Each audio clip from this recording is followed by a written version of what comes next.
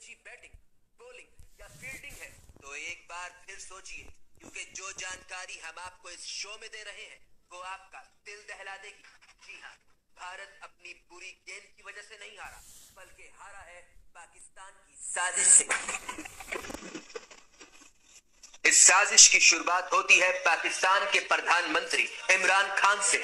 इस तस्वीर को जरा गौर से देखिए, किस तरह इमरान खान अपनी उंगलियां और मुंह दोनों एक साथ चला रहे हैं। जी हाँ, आपने बिल्कुल सही समझा, इमरान खान पढ़ रहे हैं एक घातक मंत्र, और इस मंत्र को अपने टेलीविजन सेट के जरिए पहुंचा रहे हैं सीधा दुबई। लेकिन यहाँ सवाल पैदा होता है कि दुबई में इस मंत्र को रिसीव कौन कर रहा था। सूत्रों के अनुसार इस मंत्र को दुबई में रिसीव करने वाला कोई और नहीं बल्कि पाकिस्तानी बॉलर शाहीन आफरीदी था, जो अपने हाथों की चुम्मियां लेकर उन्हें हवा में रेडार बनाकर इमरान खान के मंत्र को रिसीव कर रहा था और उसे स्टेडियम के चारों ओर फैला रहा था। भारतीय रॉ को जब इस साजिश की जानकारी मिली तो उसने इस मंत्र का तोड़ करने के लिए अक्षय कुमार को काले कपड़े पहनाकर मैदान में उतार दिया।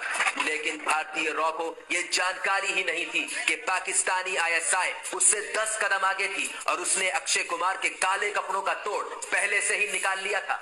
जी हाँ, अक्षय कुमार के मैदान में उतरने से पहले ही पाकिस्तान ने फवाद चौधरी को काली शलवार कमीज पहनाकर पहले ही मैदान में उतार दिया था। इस समय तक पाकिस्तानी मंत्र पूरी भारतीय टीम पर बुरी तरह असरअंदाज हो चुका था और भारत की आखिरी उम्मीद विराट कोहली ही थे। मंत्र उनके दिमाग तक न पहुंचे, इसीलिए उन्होंने आखिरी कोशिश के तौर पर अपनी टोपी डबल कर ली। लेकिन मंत्र इतना घातक था कि तब तक बहुत देर हो चुकी थी। मंत्र का पूरा असर करना था कि विराट कोहली ने पाकिस्तानी खिलाड़ियों से ऐसे मिलना शुरू किया मानो होली का त्योहार हो। तो ये था आज का शो। इसी तरह पाकिस्तान की साजिशों को आगे भी बेनकाब